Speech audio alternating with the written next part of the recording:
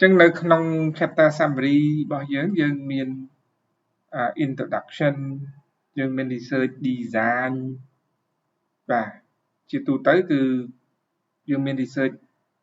តែខ្ញុំសង្ខេបឲ្យគឺទីមួយយើងមាន introduction បាទ introduction to បាទ advanced ឬក៏ apply research នេះយើងមានជំពូកមួយហ្នឹងហើយក៏យើងមាន research design ដែរបាទ research design ដែលខ្ញុំបង្ហាញគ្នាយើងនៅក្នុងវគ្គដំបូងហ្នឹងគឺ research design វាត្រូវមានសិក្សាតាមបែបជា quantitative research ឬក៏ quant បាទជា experiment អីហ្នឹងជាដើមហើយយើងមានquestionnaire បាទ design and measurement scale បាទយើងមានអាហ្នឹងហើយបន្ទាប់មកគឺយើងមាន sampling បាទ design ឬក៏ sampling techniques ណាហើយកាលណាយើងមានអាហ្នឹងហើយបានយើងចូល data organizing បាទ organizing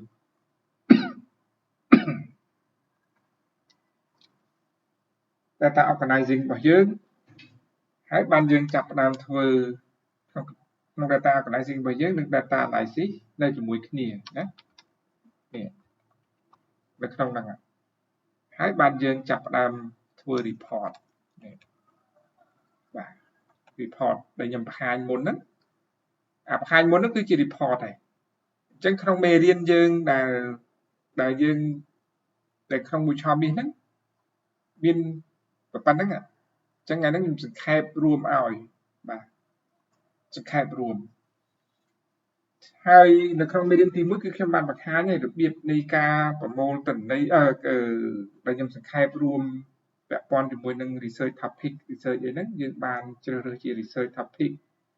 យើងមានជា questionnaire design ហើយយើងនៅតែធ្វើ survey ទេហើយយើងនៅវិភាគយើងនៅបកស្រាយអញ្ចឹងខ្ញុំអត់ឡើងវិញនៅក្នុងនេះគឺខ្ញុំអត់និយាយអំពី introduction ទេគឺខ្ញុំនិយាយពី research design តែម្ដងអញ្ចឹងក្នុង research design នេះគឺវាមានជា type of research បាទក្នុងនេះគឺ research design ហើយក្នុង research design នេះគឺយើងមានប្រភេទវាបាទ type of research តើមានអីខ្លះនេះអញ្ចឹង type research គឺយើងមានគ្នាយើងគឺចាំជាងគេបំផុតថាមាន2បាទមាន1អាចជា quantitative អញ្ចឹងខ្ញុំចង់មកក្រោមបណ្ដោយនេះ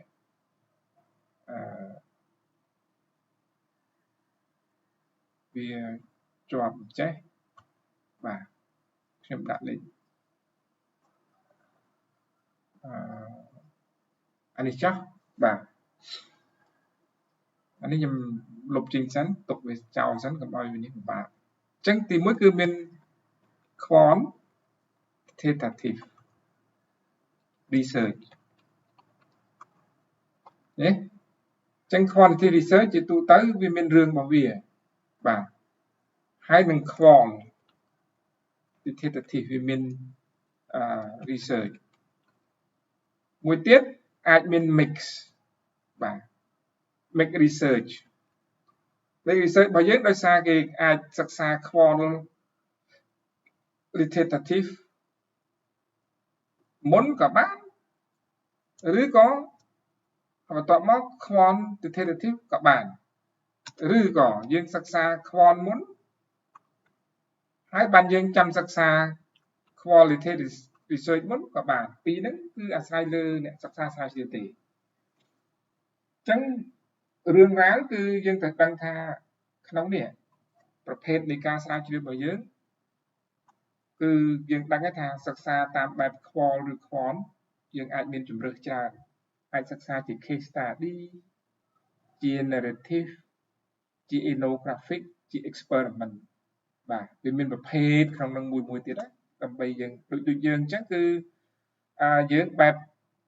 គេឲ្យឈ្មោះថាជា primary data ឬក៏ primary survey អញ្ចឹងណាអញ្ចឹងលក្ខខណ្ឌនៃ quantitative ជាទូទៅគឺបានន័យថាយើងសិក្សាជាលេខបាទគេស្គាល់យើងត្រូវរកជា numerical data យកមកបាទវាជាលេខបាទហើយលេខរបស់យើងនេះអាចបានពីណាមកឃើញទេបាទអាចបានមកពី primary survey primary data ដែលយើងត្រូវតែធ្វើ survey វាថ្មី new survey នេះប្រមូលទិន្នន័យថ្មីមកឃើញទេបាទនេះប្រមូលទិន្នន័យថ្មីយកមកធ្វើការសិក្សាឬក៏វាជា secondary data secondary data ដែល data របស់យើងនេះគឺមានស្រាប់បាទ existing data ដូចជាដែលគេមានជា hard copy បាទអាចមានជា soft copy បាទអាចជាe copy បាទលក្ខណៈដែលគេបានប្រមូលមកគេយកមកចងក្រងវារួចហើយបាទនៅក្នុងស្ថាប័នឬក្រុមហ៊ុនបោះពុម្ពណាមួយ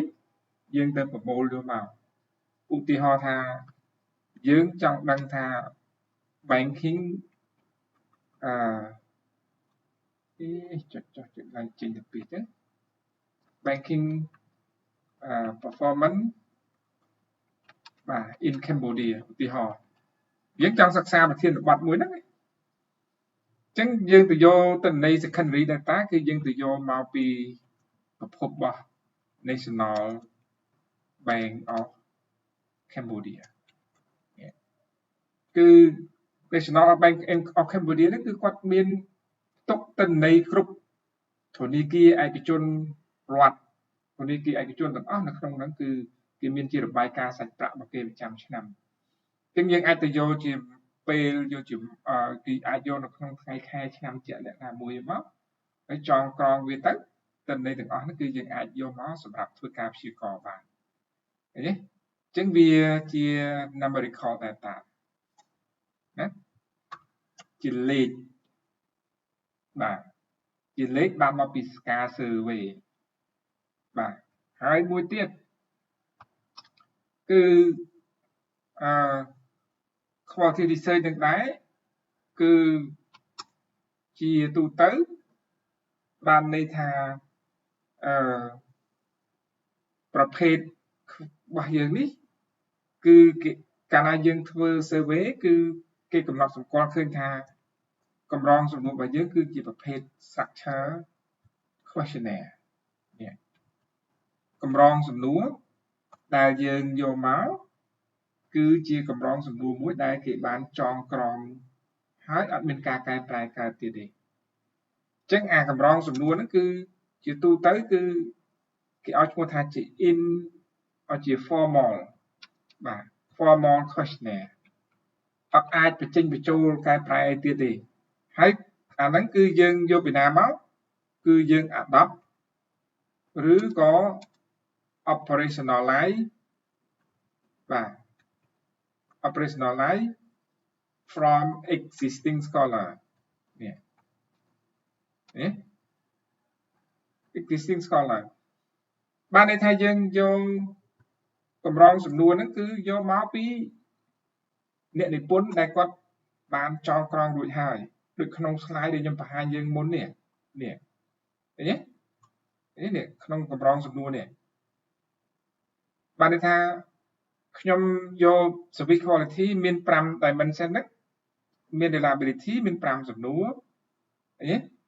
យកចេញពី Para Solomon ហើយនឹងគាត់បានតេស្តនៅក្នុងវិស័យសេវាកម្មហ្នឹង2004ឃើញទេអញ្ចឹងមាន5សំណួរនេះ assurance មានប៉ុណ្នេះ បាទធាតុ sub dimension ទី3 tangible មាន4បាទ empathy មាន5ហើយ responsiveness មាន4អាហ្នឹងគឺខ្ញុំយកពីពួកគាត់មកហើយពួកគាត់នេះគឺមាន scale នេះ scale ហ្នឹងគឺ strongly agree disagree ហ្នឹងឯងជា Likert scale ហ្នឹងគឺជាផ្នែកមួយដែលយើងត្រូវដឹងបែបហ្នឹងបានថាយើង adopt ឬក៏ operationalize បានថាយើងអាចវះកាត់ខ្ចីពីគេយកមកយើងកែកុនអញ្ចឹងណា adopt គឺយើងយកមកទាំងស្រុងដូចនៅក្នុងនេះគឺខ្ញុំអត់ទាន់មានកែប្រែទេកម្រងសំណួរដែលយកមកទាំងអស់នេះអត់ទាន់កែអត់ទាន់វះកាត់អីទេគឺ original មកបាទអត់ទាន់បានធ្វើអីទាំងអស់ក្នុងនេះប៉ុន្តែនៅក្នុងការធ្វើ survey គឺខ្ញុំបដូរ clear ខ្លួនដើម្បីឲ្យស៊ីនៅក្នុងបរិបទនៃការស្រាវជ្រាវរបស់យើងអញ្ចឹងយើងមានជា structure questionnaire បាទហើយយើងយកចេញពីអ្នកសិក្សាស្រាវជ្រាវមុនបាទ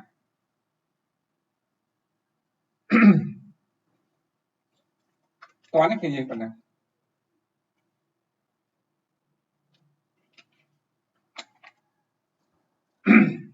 ហើយ data ទាំងអស់នេះគឺយើងយកមកអាចជាទូទៅគឺយើងអាចយកមកតេស្តបាទតេស្តដោយសារ quantitative research ជាទូទៅគឺគេអាចយកមកតេស្តឬក៏ព្យាករណ៍ឬក៏ព្យាករណ៍បានព្យាករណ៍បានព្យាករណ៍ទៅលើអីភាគច្រើនគឺ quantitative research គេច្រើនយកជាទ្រឹស្ដីបាទជាគេថាតេស្តឬក៏ព្យាករណ៍ទ្រឹស្ដីយកទ្រឹស្ដីនឹងមកតេស្តហ្មងបាទណាគេតេស្តទ្រឹស្ដីនឹងហ្មងឧទាហរណ៍ថាservice quality បាទខ្ញុំឧទាហរណ៍ថានេះ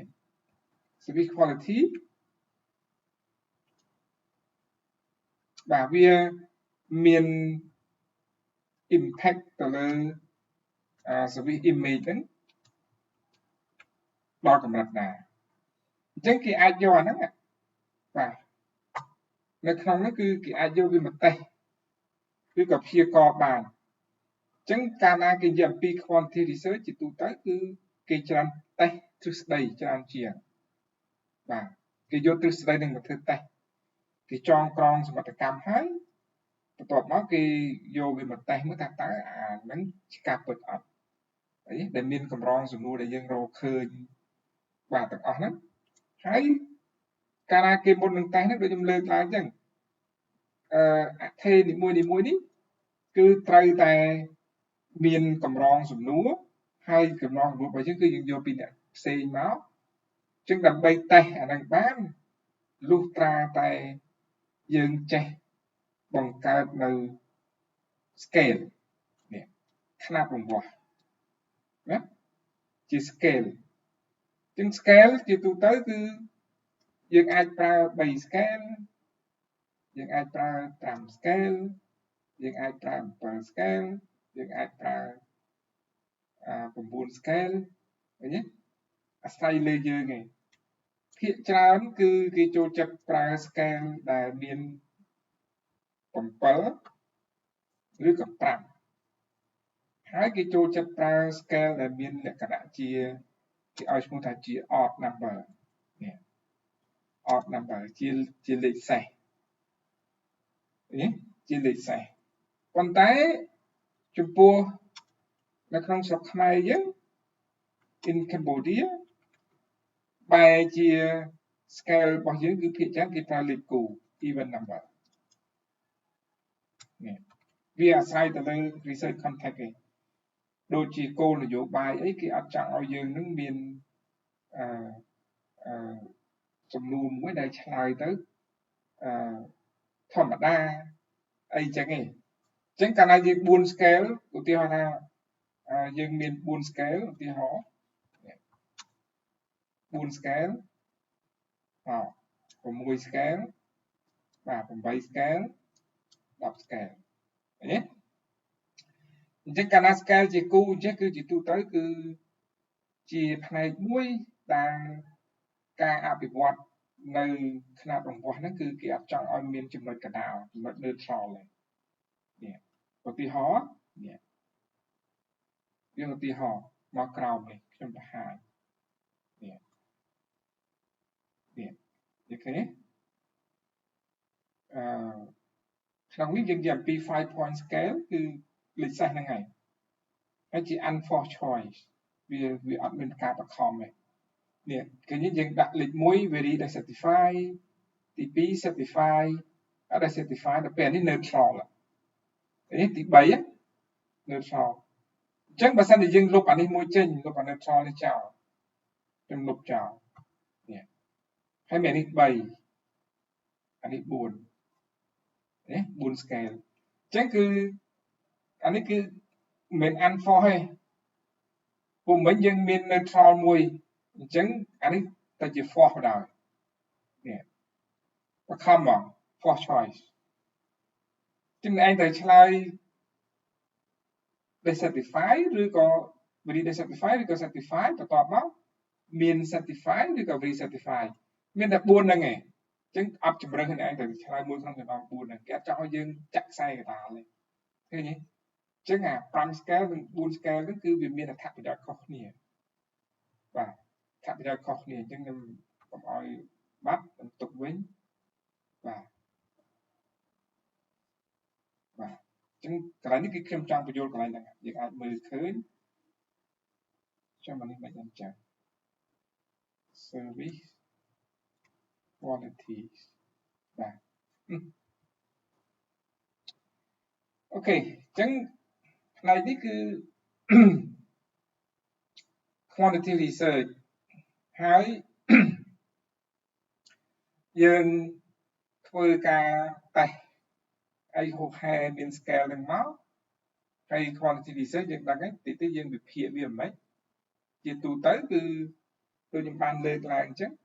កាលណា quantity research គឺជាទិន្នន័យមួយដែលយើងបានមកគឺយើងត្រូវធ្វើការវិភាគវាបាទ data analysis របស់យើងគឺយើងអាចយកឧបករណ៍មួយចំនួនមកធ្វើតេស្តដូចជា SPSS បាទដូចជា Excel ណាដូចជា Amos បាទដូចជា SAS ដូចជា Minitab លក្ខណៈសម្រាប់តេស្តទៅលើ quantity research ហ្នឹង quantity data ហ្នឹង quantity data ទេអញ្ចឹងវាមានរឿងវាបាទ quantity data ហើយយើងអាចយកមកវិភាគទៅលើអីយើងដឹងហើយ quantity research យើងអាចសិក្សាទៅលើការតេស្តសមត្ថកម្មតាម descriptive frequency analysis បាទ ANOVA test អីនេះគឺនៅក្នុងហ្នឹងគឺជា quantitative research ទាំងនេះណាអញ្ចឹងយើងក៏លេខមករឿង quality research យើងវិញ quality research ជាទូទៅគឺគេបដោតទៅលើតែ text analysis បាទ text analysis ហើយក៏វាអាចមានរឿងវាដូចគ្នាដែរបានន័យថាយើងយក existing data ក៏បានជា primary data ក៏បាននេះបានដូចគ្នាពីរហ្នឹងប្រភពវានៃការរៀបចំវិភាគទិន្នន័យហើយគេផ្ដោតទៅលើតន្តិចទៅលើអត្ថបទទេឬក៏អត្ថបទរបស់យើងនេះអាចជា categorical បាទវាជាចំណាត់ថ្នាក់បាទវាជាចំណាត់ថ្នាក់ទេឬក៏ជាអត្ថបទបាទនៅក្នុង quality research គឺវាអត់មានអីក្រៅពីការរកឃើញមកវាជាអត្ថបទអត់អាចជាលេខទេឃើញទេអត់អាចជាលេខហើយចំពោះquality research ជាទូទៅគឺវាមានរឿងរបស់វាបានន័យថា នៅពេលដែលយើងចង់បានធ្វើការសិក្សាស្រាវជ្រាវរបស់យើងគឺយើងត្រូវមាន questionnaire design ចឹង questionnaire របស់យើងអាចជា unstructured យើងអត់ចាំបាច់មានរៀបចំ questionnaire ទុកជាមុនក៏អត់បញ្ហាដែរបាទឬក៏យើងចង់ប្រើ semi structure questionnaire semi structure questionnaire ចឹង semi structure questionnaire នេះគេច្រើនឲ្យឈ្មោះថាជា informal questionnaire នេះបានន័យថាកម្រងសំណួរនេះគឺមិនផ្លូវការទេហើយយើងអាចបញ្ចេញបញ្ចូលកម្រងសំណួរយើងបាននៅពេលដែលយើង list questionnaire របស់យើងមួយចំនួនហើយយើងទៅសាកសួរពួកគាត់សម្ភាសពួកគាត់ទៅយើងអាចបញ្ចេញបញ្ចូលបានទៀតនៅក្នុងសំណួរនីមួយៗយើងអាចបញ្ចេញបញ្ចូលបានប៉ុន្តែចំពោះ structure questionnaire គឺបញ្ចេញបញ្ចូលអត់បានទេមាន20សំណួរសួរតែ20សំណួរទេបាទនេះមាន5សំណួរយើងអាចឆ្លិចសួរបន្ថែមទៀតនៅពេលណាដែលយើងសម្ភាសគាត់ទៅអាការតំណែងតំណងគ្នាយើងចង់បានចម្លើយមានលក្ខណៈច្បាស់លាស់គឺយើងទៅដាក់សំណួរបន្ថែមសួរដេញរហូតដល់យើងបានចម្លើយអញ្ចឹងអានេះវាជា semi structure បាទហើយត្រូវចាំថា quality research គឺពួកគាត់គឺដើម្បីឲ្យបានលទ្ធផលនៃការស្រាវជ្រាវគឺត្រូវឆ្លងកាត់ interview នេះហើយ interview របស់យើងអាចមានជាphone ឬក៏ online បាទហើយនឹង face to face នេះបាទ interview ចឹងអាក្នុង interview mode ហ្នឹងគឺគេមានអាចខ្លះគេ telephone ទៅខ្លះទៀតគឺគេ online ទៅបាទគេសម្ភាសតាម Skype ឬក៏ Zoom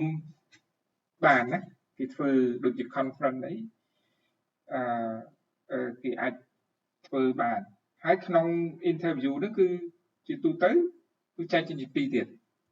ទី1គឺសម្រាប់ individual បាទ in depth interview in depth interview សម្ភាសបុគ្គលម្នាក់ៗឲ្យមានលក្ខណៈស៊ីជម្រៅឃើញទេបាទម្នាក់ៗឲ្យមានលក្ខណៈស៊ីជម្រៅហើយនឹងមួយទៀតក៏គេអាចសម្ភាសជា focus group នេះ focus group interview អញ្ចឹងនៅក្នុង focus group interview វាអាចមានចាប់ពី3នាក់ទៅបាទអាចពី3សភៅខ្លះគឺគេសេពី3តូចរហូតដល់25នាក់អីចឹងទៅបាទធំគឺធំកម្រិតប៉ុណ្នេះបាទមួយក្រុមណាមួយគ្រុបណាបាទមួយគ្រុបវាអាចមានដល់25នាក់អញ្ចឹងបើសិនជាយើងទៅមើលសភៅថែមគេអាចនិយាយលម្អិតដែរហើយខ្ញុំបញ្ជាក់ភាសាទៀតអញ្ចឹង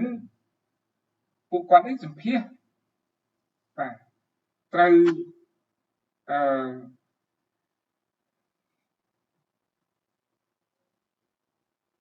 នេះដាក់ឲ្យគ្នា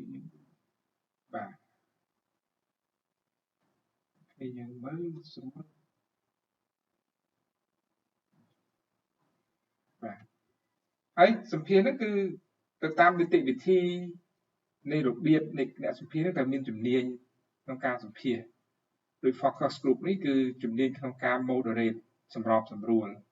បាទត្រូវមានអ្នកសម្របសម្រួលមួយបាទឧទាហរណ៍ថាបើអ្នកហ្នឹងនិយាយច្រើនជាងគេ5នាក់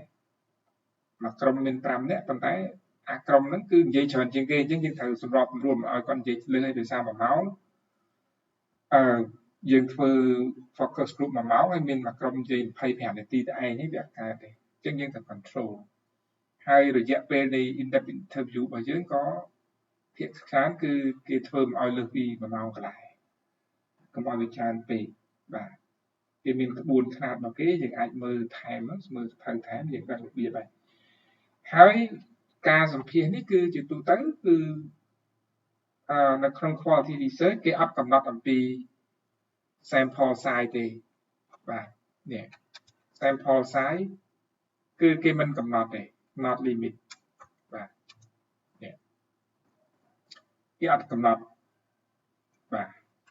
អត់កំណត់ទេប៉ុន្តែ sample size គេចាត់ទុកថា sample size នេះគឺ small តូចទេហើយពេលណាដែលគេថា small ជារួមគឺគេថានៅពេលដែលយើងសម្ភាសទៅនៅពេលដែលយើងអត់មានអីបាទ no gain more insight បាទបើថាយើងអត់បានចម្លើយអីថ្មីទៀតទេកំឡុងពេលដែលយើងសម្ភាសហ្នឹងអត់មានបានចម្លើយអីថ្មីទៀតទេអញ្ចឹងក្នុងហ្នឹងគឺអត់មានចម្លើយថ្មីបានន័យថាយើងសួរទៅឧទាហរណ៍ថាតែអ្នកយល់ឃើញយ៉ាងម៉េចបាទចំពោះការពិការរបស់ផលិតផលឬក៏ទំនិញឬសេវាកម្មរបស់ថៃឧទាហរណ៍ឃើញទេម្នាក់ឆ្លើយថានៅពេលបច្ចុប្បន្នគឺខ្ញុំព្យាយាមកាត់បន្ថយក្នុងការប្រើប្រាស់ទំនិញមិនចាំបាច់ឃើញទេម្នាក់ឆ្លើយអញ្ចឹងម្នាក់ឆ្លើយអញ្ចឹងទៀតហើយបណ្ដុំចំណាត់ថ្នាក់ដែលយើងប្រមូលបានមកហ្នឹងវាដូចគ្នាកាលណាដូចគ្នាគេចាត់ទុកថាអាហ្នឹងអត់មានអីថ្មីទេ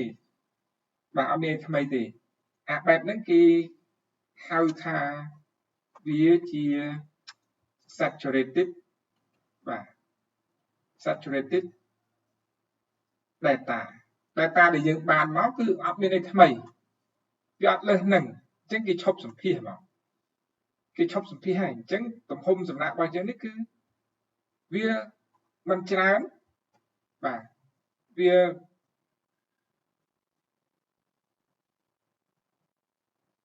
ខ្ញុំចាំតិចខ្ញុំលើកទូរស័ព្ទមក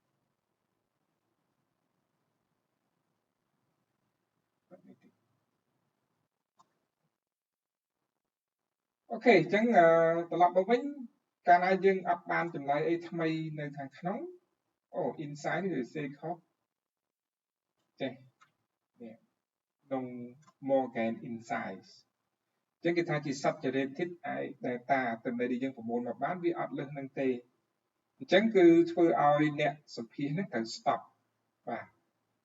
stop interview នេះអញ្ចឹងទំហំសំណាក់គឺអាចអាស្រ័យទៅលើអ្នកសម្ភាសទៅលេខបានកំណត់អីថ្មីគេបញ្ឈប់សម្ភាសត្រឹមហ្នឹងមកអញ្ចឹងចំនួនប្រមាណយើងអត់ដឹងទេបាទអត់ដឹងទេប៉ុន្តែយើងត្រូវចាំថាយើងមើលឯកសារគេមុនគេបានរៀបចំខ្លះហើយគឺខ្ញុំបានមើលគឺជាទូទៅគឺការសម្ភាសលក្ខណៈ focus group គេបានបែងចែកហើយ individual ហ្នឹងក៏គេបានបែងចែកដែរមានឯកសារច្រើនដែលគេបាន debate រឿងហ្នឹងណាបាទយើងអាចមើលបន្ថែមអញ្ចឹងទំហំសំណាក់របស់ quality research គឺមានទំហំតូចមិនច្រើនទេផ្ទុយទៅវិញចំពោះទំហំសំណាក់ដែលយើងមានសម្រាប់ quantity research នេះគឺ sample size នេះធំនេះ sample size គឺ large បាទទំហំធំប៉ុណ្ណាគឺយើងមាន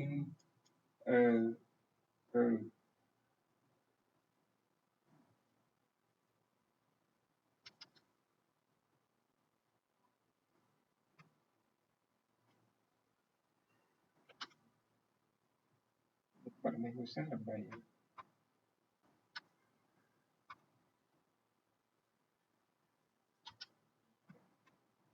ចំនួន sample គឺធំប៉ុណ្ណាមិនបានគេហៅធំអញ្ចឹងខ្ញុំនឹងលម្អិតនៅកន្លែងនេះ will be explained next slide next page ណាកំហុសធំប៉ុណ្ណាហើយរើសមិនបាទណាចឹងអានេះគឺយើងនឹងដឹងនៅខាង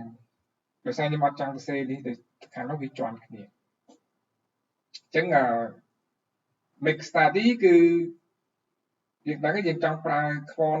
ហើយនឹងខ្វល់ឬខ្វន់អាស្រ័យលើអ្នកសិក្សាស្រាវជ្រាវហើយតែគេរៀបចំមិនដើម្បីការសិក្សាស្រាវជ្រាវនឹងមានគុណភាពអីចឹងអានេះគឺជាប្រភេទនៃការស្រាវជ្រាវអញ្ចឹងយើងចាប់មួយប៉ុណ្នេះនៅក្នុង research design បាទហើយយើងមកអំពីប្រភេទនៃ data វិញ type of data collection ពាក់ព័ន្ធជាមួយនឹងប្រភេទនៃ data គឺយើងមានជា primary data ដូចខ្ញុំបានលើកឡើងមិញអញ្ចឹង primary data កន្លែងនេះគឺយើងផ្ដោតទៅលើជា primary survey នេះ primary survey ដែលយើងធ្វើ survey ហ្នឹងគឺយើងត្រូវបង្កើតquestionnaire questionnaire សម្រាប់ធ្វើ survey for survey គឺអាហ្នឹងគឺថ្មីបង primary នេះគឺ new survey បងថ្មីចាស់ឃើញទេសម្រាប់ new survey ធ្វើការស្ទាបស្ទង់មតិថ្មីហើយតន័យរបស់យើងដូចខ្ញុំបានលើកថានៅក្នុង primary data គឺអាស្រ័យលើយើងទេយើងចង់ប្រើខ្វល់ក៏បានដូចខ្ញុំបានបញ្ជាក់ពីខាងលើអញ្ចឹងតន័យរបស់យើងគឺមានប្រភពទី1គេឲ្យឈ្មោះថាជា primary data ហើយមួយទៀតគឺជា secondary ដូចខ្ញុំបានលើកអញ្ចឹងsecondary data នៅ data របស់យើងគឺមានស្រាប់ហើយខ្ញុំបញ្យល់ឡើងវិញនេះ existing data ទិន្នន័យដែលគេមានស្រាប់យកមកចងក្រងធ្វើការព្យាករណ៍ឬវិភាគអាស្រ័យលើធាតុបទស្រាវជ្រាវរបស់យើងនេះយកមកសម្រាប់ support ដូចយើងសិក្សារឿងធនាគារដូចខ្ញុំបង្កើតសេវាកម្មនេះផ្នែកនេះអញ្ចឹងខ្ញុំត្រូវយកទិន្នន័យខ្លះមួយចំនួនឧទាហរណ៍ថាមាន bank ខ្លះគាត់មាន form ធ្វើជា report ពាក់ព័ន្ធជាមួយ customer satisfaction ហើយគាត់មានជា newsletter ឬក៏គាត់សរសេរនៅក្នុងគេហទំព័ររបស់គាត់ហ្នឹងហើយមានបង្ហាញថាកម្រិតនៃការពេញចិត្តរបស់អតិថិជនរបស់គាត់កម្រិតទី1ទី2ទី3ទី4ទី5អញ្ចឹងខ្ញុំឃើញអាហ្នឹងខ្ញុំយកមកសរសេរថែមគេបានសរសេររួចហើយអញ្ចឹងយើងយកអាហ្នឹងមក support ការសិក្សាស្រាវជ្រាវរបស់យើងក៏អត់មានអីខុសដែរអញ្ចឹងផ្នែកហ្នឹងគឺខ្ញុំលើកកន្លែងហ្នឹងហើយបន្ទាប់មកខ្ញុំបញ្ចប់តាមប៉ុណ្្នឹងផ្នែកទី1នៅក្នុង research design ហើយនៅក្នុង research design របស់យើងគឺវាមាន type of research មួយទៀតខ្ញុំថែមឲ្យហើយ type of research variable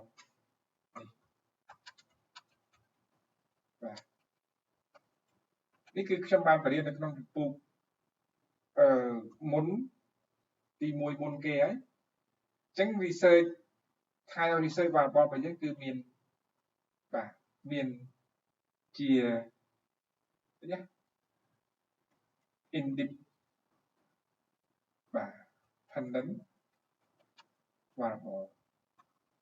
ប្រើ keyboard វាមករត់ចុះរត់ឡើងអញ្ចឹងជាទូទៅ independent variable ខ្ញុំតាំងដោយ IDV ហើយជាអក្សរ x តាំងដោយអក្សរ x មានប្រវត្តិរបស់វាណា x ហ្នឹងគឺជាអថេរដែលជាអ័ព្យស៊ីសនៅក្នុងគឺខ្ញុំបញ្យល់ខ្លះផ្នែកហ្នឹងហើយយើងមានហើយនិយមន័យរបស់ independent variable គឺ influence influence dependent variable បាទ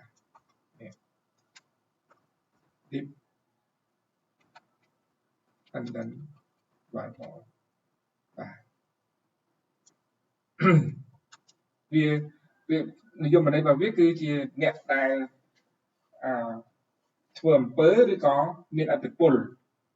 បាទមានឥទ្ធិពលទៅលើអធិមិនឯករាជ្យចឹងគេថាអធិឯករាជ្យហើយអធិមិនឯករាជ្យដល់ពេលមួយទៀតយើងនិយាយអំពី dependent variable បាទចឹងអា dependent variable គឺនៅក្នុងនិយមន័យរបស់វាដែលខ្ញុំតាំងឲ្យ dv បាទតាំងដោយ y បាទទីទៀតខ្ញុំបង្ហាញចឹងអានេះគឺ is influenced by វារងអំពើពីអធិ idv ឃើញទេចឹងវាជាអ្នកទទួលអំពើរងអំពើពីនឹងមកចឹងខ្ញុំលើកឧទាហរណ៍រឿងអធិពីរនេះសិនបាទក្នុងនេះខ្ញុំលើកឧទាហរណ៍មួយបាទ example បាទតើមួយណាអធិអីចឹងក្នុងនេះគឺខ្ញុំលើករឿងយើងជក់បារីបាទ smoking នាំ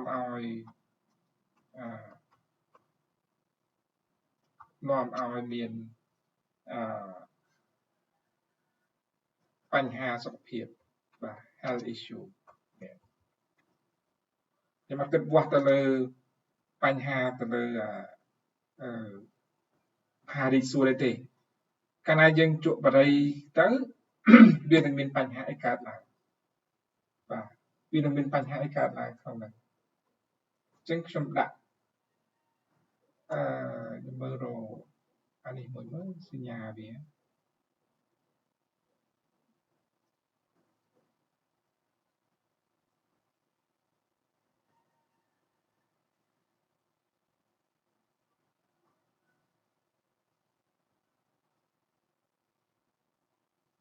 មានអូខេនេះបាទនេះកាលណាយើងជក់បារីកាន់តែខ្លាំងវាធ្វើឲ្យបញ្ហាសុខភាពរបស់យើងទ្រុឌទ្រោមនេះបញ្ហាសុខភាពរបស់យើងមានលក្ខណៈទ្រុឌទ្រោមអញ្ចឹងអានេះគេចាត់ទុកថានេះជាបារីនេះគឺជាអ្នកបង្កហេតុទៅឲ្យសុខភាពហើយអាសុខភាពនេះគឺរងគ្រោះថ្នាក់ដោយសារការជក់បារីអញ្ចឹងអានេះគឺគេតាំងដោយ DV independent variable អានេះគេតាំងដោយ IDV នេះជាអធិបាទជា research variable ដែលយើងត្រូវកំណត់វាឲ្យដឹងថាមួយណាជាអធិឯករាជ្យមួយណាអធិមិនឯករាជ្យឃើញទេអញ្ចឹងអានេះគឺជាការកំណត់ទៅលើសមត្ថកម្មបាទអ្វីដែលយើងបានឲ្យនេះគឺជាសមត្ថកម្មអញ្ចឹងសមត្ថកម្មគឺគេនិយាយថាបើមិនសិនជាអ្នកជក់បារីកាន់តែខ្លាំងគឺធ្វើឲ្យសុខភាពរបស់ឯងកាន់តែទ្រុឌទ្រោមអញ្ចឹងគឺដើម្បីបង្ហាញអំពីសមត្ថកម្មរបស់យើងហ្នឹងតើវាមានភាពត្រឹមត្រូវអត់លុះតាំងតែយើងតេស្តអង្កេតមើលគាត់ជក់ប្រហែលឆ្នាំហើយសុខភាពគាត់មិនម៉េចអាហ្នឹងគឺជាផ្នែកមួយដែលយើងត្រូវដឹង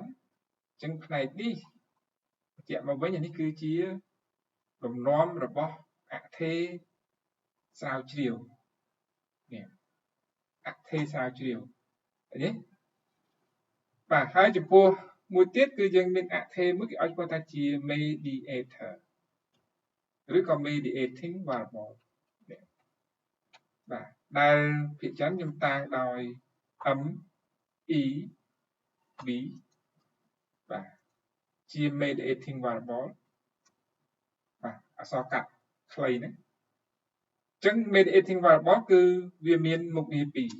have to function វាមានមុខងារពីរក្នុងពេលតែមួយទី1វាអាចដើរតួនាទីជា IDV ផងបាទនិងបាទដើរតួនាទីជា DV ផងឃើញនៅក្នុងនិយមន័យរបស់វាហ្នឹងគឺប៉ុណ្ណឹងឬគេអាចសម្គាល់វាបានថា mediating variable នោះគឺវា stand បាទ MV ME V stand between បាទ between អី between two variable IDV and DV វាឈរនៅក្នុងចន្លោះកណ្ដាលហ្នឹងឈរនៅក្នុងចន្លោះកណ្ដាលនៅក្នុងអថេពីរហ្នឹងអញ្ចឹងខ្ញុំលើកឧទាហរណ៍ណាបាទខ្ញុំលើកឧទាហរណ៍ឲ្យđây nè cái nàyទីហោទី1អានេះទី2បាទអញ្ចឹងខ្ញុំលើកឧទាហរណ៍កន្លែងនេះគឺខ្ញុំលើកសាមញ្ញទេបាទខ្ញុំថាចិន្តាកញ្ញាចិនបាទបរោះសីហា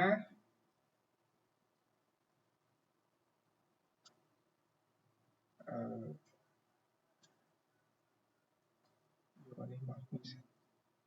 បាទជិលໄວបាទហើយនេះគឺកញ្ញាចិន្តាហើយ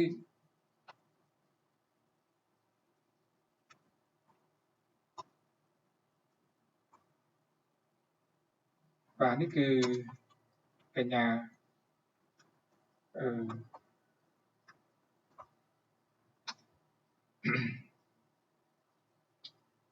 ស្អីគេអូខេកញ្ញាបិនឡាឧទាហរណ៍ឈ្មោះ3ហ្នឹងណាហើយខ្ញុំនិយាយពីភាគនេះអញ្ចឹងបើតាមនិយមន័យគឺ mediator ឈរនៅក្នុងចន្លោះកណ្ដាលរវាងអថេពីរនេះណាអថេពីរអញ្ចឹងអានេះគឺតាំងដោយ independent variable ណាខ្ញុំតាំងចឹងសិនណាហើយហេតុបើខ្ញុំតាំងចឹងដល់ពេលខាងនេះខ្ញុំតាំងដោយ DV នេះអ្វីដែលខ្ញុំកំពុងតែសរសេរនេះគឺខ្ញុំចង់បង្ហាញថាចេះរឿងវាយ៉ាងសីហាគាត់មានចេតនាចង់ស្រឡាញ់បេនឡានេះបាទនេះគាត់ចង់មានសេចក្តីស្នេហាមួយបេនឡាហ្នឹងប៉ុន្តែដល់ពេលសីហាហ្នឹងក៏អត់ចេះនិយាយ direct មកខាងនេះទេមិនដឹងបញ្ជូនពាក្យមិនមកដល់នេះឲ្យគេស្រឡាញ់ទេអញ្ចឹងសីហាគឺពឹងពាក់ទៅលើចិន្តានេះឲ្យកញ្ញាចិន្តាហ្នឹងណែនាំពាក្យផងថាខ្ញុំស្រឡាញ់មិត្តភក្តិឯងបេនឡាហើយឃើញទេអញ្ចឹងចិន្តានេះដើរតួនាទីជាអ្នកសម្របសម្រួលនាំពាក្យរវាងសីហាមកប្រាប់បេនឡាអញ្ចឹងចិន្តានេះគឺមានតួនាទី2បើយើងគិតទៅព្រមគ្នាតែម្ដងទទួលរងអត្ថប្រយោជន៍នៃការនាំពាក្យពីសីហាមួយហើយតោះនេះហើយដើរតួនាទីជំរុញ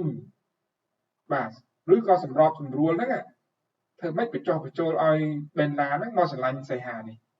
អញ្ចឹងអានេះគេចាត់ទុកថាជា mediator គាត់ដើរតួនាទី2ក្នុងពេលព្រមគ្នាអញ្ចឹងក្នុងដំណាក់កាលនេះសមត្ថកម្ម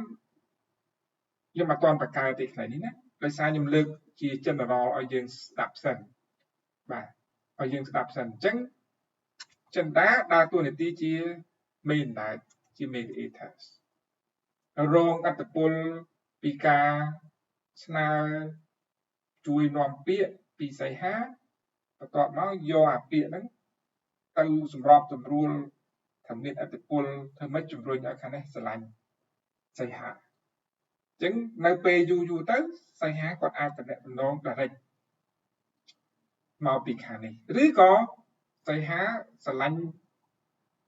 បណ្ដាបានគឺអាស្រ័យលើចិន្តាជាអ្នកធ្វើមេតាឲ្យនេះជាឧទាហរណ៍សាមញ្ញមួយដែលយើងសង្កត់ធ្ងន់ទៅលើផ្នែកស្ដីអំពី mediator នេះអញ្ចឹងខ្ញុំឲ្យឧទាហរណ៍មួយទៀតបាទឧទាហរណ៍មួយទៀតគឺ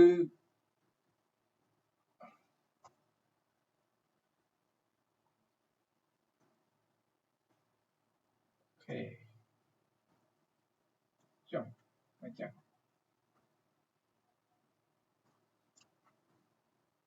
ឧទាហរណ៍ទី3តែពិតយើងមាន framework មានអីអស់ហើយយើងដឹងហើយរបៀបគូសប៉ុន្តែខ្ញុំឲ្យដោយសារមេរៀននេះខ្ញុំរំលឹកឡើងវិញទេបាទអញ្ចឹងក្នុងឧទាហរណ៍ទី3ខ្ញុំលើកឧទាហរណ៍មួយថាservice quality បាទមាន impact ទៅលើធ្វើឲ្យមាន service quality ធ្វើឲ្យមាន trust នេះគាត់ជឿជាក់និងទំនុកចិត្តកាលណាមានទំនុកចិត្តធ្វើឲ្យគាត់នឹងអាច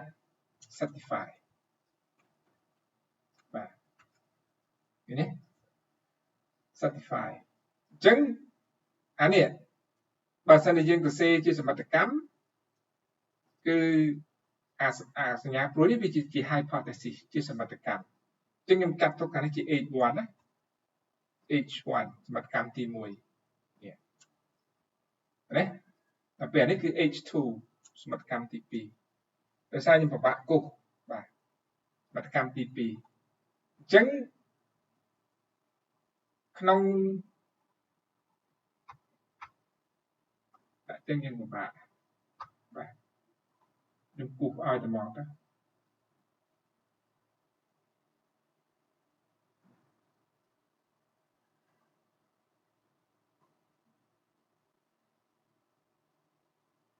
បាទយើងមាន service quality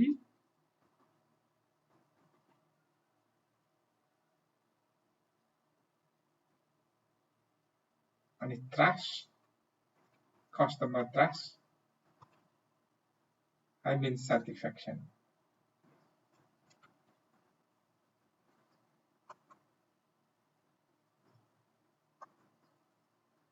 បាទមាន satisfaction ខ្ញុំលុបនេះចេញបាទនេះហើយនៅក្នុងនិយមន័យយើងដឹងហើយថា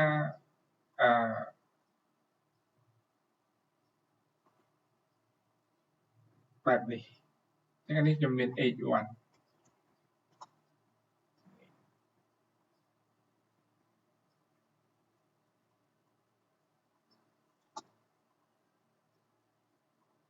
បាទអានេះ H2 បាទនេះនេះ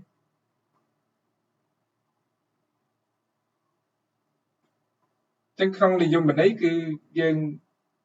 បានកំណត់ថាអានេះដើរតួនាទីជាចំណុចកណ្ដាលគឺជារវាងអថេនេះនិងអថេនេះអញ្ចឹងអថេនេះគឺខ្ញុំបានកំណត់ហើយថាដោយសារវាជាអ្នកបង្កអំពើទៅឲ្យ customer trust មាន service quality បានបង្កើត service quality គឺនាំឲ្យមានអតិថិជននឹងមានទំនុកចិត្តឬក៏ជឿជាក់អញ្ចឹងអានេះជា IDV ឬក៏យើងតាមដោយ H បាទ H1 បាទនេះខ្ញុំតាំងអញ្ចឹងដល់ពេលនេះគឺគាត់ដើរតួនាទី2ក្នុងពេលព្រមគ្នាទី1គាត់ដើរតួនាទីជាបាទជា dependent variable ក្នុងសមត្ថកម្មទី1ខ្ញុំដាក់ពណ៌ណាពណ៌ឲ្យមើលនេះពណ៌នេះ បាទជាមួយនឹងពណ៌នេះសមត្ថកម្មទី1បានន័យថា service quality ជំរុញឲ្យមាន customer trust នេះសមត្ថកម្មទី1នេះអញ្ចឹងគឺ IDV មានឥទ្ធិពលទៅលើ DV ខ្ញុំតាំងដោយ X1 និង Y1 ដោយសារអានេះគឺជាអថេដំបូងគេកាលណាយើងតាំងដោយ X គឺអថេបំរែបំរួលរបស់អថេហ្នឹងកាលណា service quality នឹងល្អឬក៏ប្រែប្រួលវាធ្វើឲ្យការពេញភាពស្មោះត្រង់របស់អតិថិជនក៏ប្រែប្រួលដែរបើសិន service quality ល្អជំនឿទុកចិត្តរបស់គាត់កាន់តែខ្លាំងដែរឃើញទេអញ្ចឹងអាការប្រែប្រួលនោះវាមានរឿងវាអញ្ចឹងអញ្ចឹងបើសិនជាក្នុងករណីservice quality ដែលយើង perform ទៅល្អនេះនាំឲ្យមានការភក្តីភាពឬក៏ភាពស្មោះត្រង់ឬក៏ភាពជឿជាក់របស់សេវាកម្មហ្នឹងកាន់តែខ្ពស់ដែរឃើញទេក្នុងសមត្ថកម្មទី1អញ្ចឹងសមត្ថកម្មទី1គេអាចសន្និដ្ឋានថាផ្នែកនេះគឺជា positive relationship បាទជា positive relationship ឃើញទេជា positive relationship នៅពេលដែលផ្នែកនេះគឺខ្ញុំលុបចេញវិញដោយសារកុំឲ្យវាជាន់គ្នាហើយនោះបាទនៅពេលដែលសមត្ថកម្មទី2អញ្ចឹងខ្ញុំ copy អានេះមកផ្នែកនេះម្ដងបាទហើយខ្ញុំដាក់មកខាងផ្នែកខាងក្រោមនេះអញ្ចឹងអានេះ D2 បានន័យថាយើងមាន2 dependent variable កន្លែងនេះគឺដើរតួនាទីជា IDV ម្ដងនេះហើយយើងមាន X2 មកអញ្ចឹងចំពោះសមត្ថកម្មទី2ខ្ញុំតាំងដោយពណ៌នេះ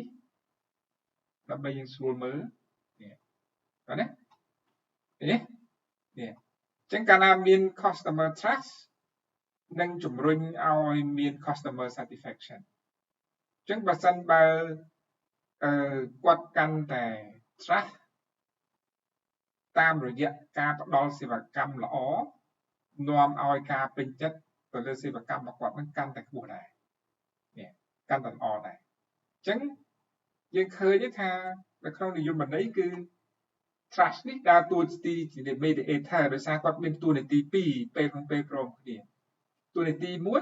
1ជា dependent variable ផងនិង independent variable ផងនេះបាទនេះហ្នឹងគឺជាផ្នែកមួយដែលយើងត្រូវដឹងថា mediator គឺយើង apply រឿងសាមញ្ញដែលគ្នាយើងធ្លាប់មានបទពិសោធន៍ហ្នឹងមករឿងជាក់ស្ដែងនៅក្នុងការវាស់វែងទៅលើទំនិញសេវាកម្មរបស់ការប្រើប្រាស់ហ្នឹងគឺធៀបជាក់ស្ដែងគឺវារឿងអញ្ចឹងបាទគឺវារឿងអញ្ចឹងតោះណាគ្នាយើងអញ្ចឹងកាលណាកាន់តែ trust គឺកាន់តែ satisfy អញ្ចឹងវា positive relationship ដែរនេះបែបហ្នឹងបាទចុងក្រោយគឺយើងមាន moderating variable បាទនៅក្នុង research design របស់យើងអញ្ចឹង moderating variable ខ្ញុំតាំងដោយ MOV បាទយើងតាំងដោយ MOV ទៅដើម្បីឲ្យយើងស្រួលពេលខ្លះគេតាំងដោយ MOD បាទស្រាញ់យើងនេះខ្ញុំតាំង3អក្សរបាទអញ្ចឹងខ្ញុំលើកឧទាហរណ៍ស្អីទៅតែ moderator វា strengthen បាទ relationship បាទ between IDV and DV បានន័យថាចង់បាននេះមិនចេះបាទ strengthen relationship បាទវាអាចធ្វើឲ្យមានទំនាក់ទំនងរវាងអធិពីរនេះកាន់តែល្អបាទកាន់តែល្អជាងមុនអញ្ចឹងស្អីទៅដែលហៅថាជា strengthen អញ្ចឹងខ្ញុំឲ្យឧទាហរណ៍មួយទៀត example 4បាទ4 copy នេះយកមកជិលបាទជិលកែអញ្ចឹងខ្ញុំដូរអថេអញ្ចឹងអានេះខ្ញុំលុបចោល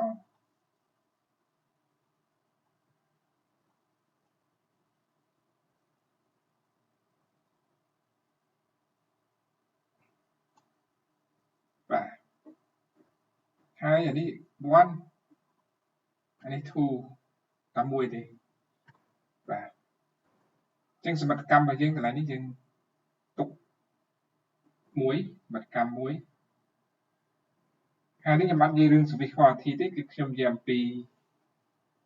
compensation បាទ system បានន័យថាកន្លែងការងាររបស់យើងគឺយើងមានរបៀបនៃការផ្ដល់ការលើកទឹកចិត្តបាទ compensation system នាំឲ្យមាន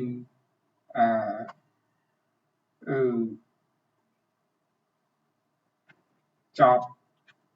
retention បានន័យថាកន្លែងការងារហ្នឹងគឺយើងមានគោលការណ៍នៃការលើកទឹកចិត្តហើយចុងក្រោយគឺយើងចង់កាត់បន្ថយ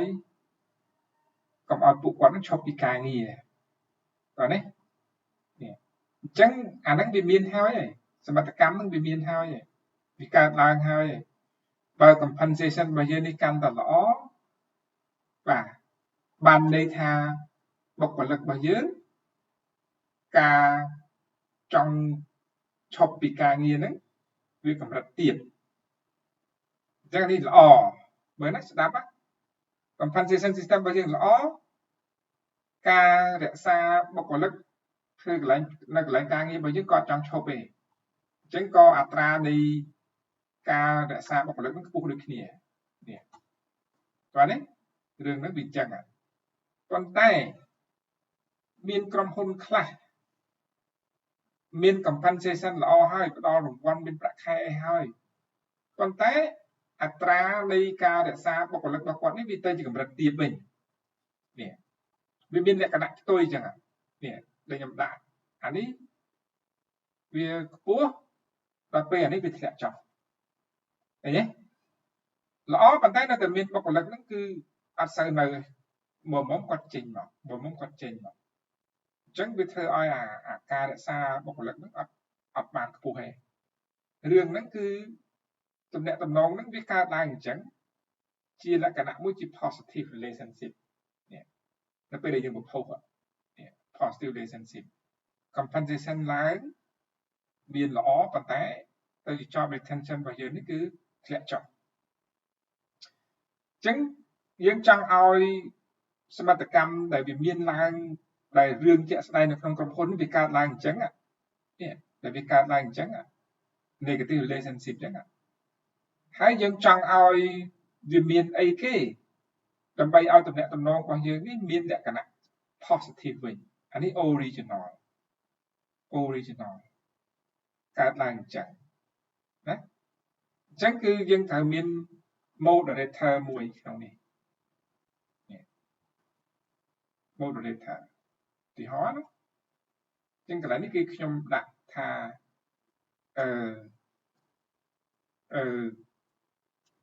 position បាទ opportunity ឱកាសបាទឱកាសនៃការ promote ខ្លាយជា manager ខ្លាយដូចជា supervisor អីហ្នឹងនេះវា interact នេះបានវា strengthen វាធ្វើឲ្យមានធ្វើឲ្យអថេនេះមានភាពប្រសើរជាងមុនអញ្ចឹងអានេះវាជាសមិទ្ធកម្មមួយដែរនេះសមិទ្ធកម្មមួយផ្សេងទៀតណាបានន័យថាប្រសិនបើយើងមានកន្លែងការងារហ្នឹងមានឱកាសក្នុងការខ្លាយទៅជាអ្នកគ្រប់គ្រងអីច្រើនគឺធ្វើឲ្យពួកគាត់នេះអាចមិនឈប់ទេបាទអញ្ចឹងខ្ញុំដាក់ពណ៌ ពណ៌ស្អីនេះมันច្រើនពេកទៅអានេះមើលមិនឃើញទេពណ៌នេះចុះលាងគ្នាអូ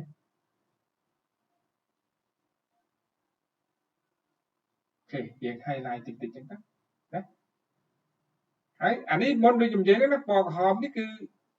ក្នុងក្រុមហ៊ុនរបស់យើងមាន compensation ល្អហើយប៉ុន្តែមានអ្នកឈប់ច្រើនអេប៉ុន្តែដល់ពេលដែលក្រុមហ៊ុនបើកឱកាសខាងបើឯងនៅកន្លែងហ្នឹងគឺមានឱកាសច្រើនក្នុងការក្លាយទៅជា manager ឬ supervisor អញ្ចឹងធ្វើឲ្យ compensation នេះល្អហើយមានឱកាសក្នុងការក្លាយទៅជាអ្នកគ្រប់គ្រងអីទៀតឱកាសនឹងខ្ពស់ទៀតឃើញទេនេះឱកាសនឹងខ្ពស់ទៀតអញ្ចឹងធ្វើឲ្យពួកគាត់នេះដែលចង់លាឈប់ខ្ញុំដាក់ slide ខាងនេះវិញនេះដាក់ចំណុចនេះណាខ្ញុំដាក់ចំណុចខាងនេះនេះអញ្ចឹងច្បាស់ជាគាត់មិនចង់ឈប់ទេអញ្ចឹងរឿងគឺប៉ុណ្ណេះ compensation នេះល្អឱកាសមានតំណែងខ្ពស់បាទពួកគាត់ចង់ឈប់ទេអញ្ចឹងវាផ្ទុយពីអ្វីដែលពីមុនថាមានរឿងជាក់ស្ដែងមានលុយហើយល្អហើយប៉ុន្តែមិននៅមានអ្នកឈប់ប៉ុន្តែនៅពេលដែលមានបើកឱកាសផ្ទៃក្នុងអភិវឌ្ឍន៍ធនធានមនុស្សទៅគឺអូអ្នកឯងមានបទពិសោធន៍5ឆ្នាំអាចខ្លាចទៅទៀតនេះនោះអញ្ចឹងធ្វើគាត់អត់សូវឈប់ទេអញ្ចឹង job retention របស់យើងខ្ពស់ជាងមុនបាទខ្ពស់ជាងមុនអញ្ចឹងគេចាត់ទុកថាអានេះ position opportunity នេះជា moderator ជាអថេមួយដែលពង្រឹងឬក៏ធ្វើអន្តរកម្មនៃ interaction ឬក៏ជំរុញណា interaction ឬក៏ជំរុញឬក៏ promote ឬក៏ strengthen ជំរុញឲ្យទំនាក់ទំនងរវាងអថេនឹងកាន់តែប្រសើរជាងមុនបាទនេះគឺតែនេះបាទអញ្ចឹងយើងមាន3ហ្នឹងស្អីអានេះមិនដែលត្រូវវិញ interaction បាទ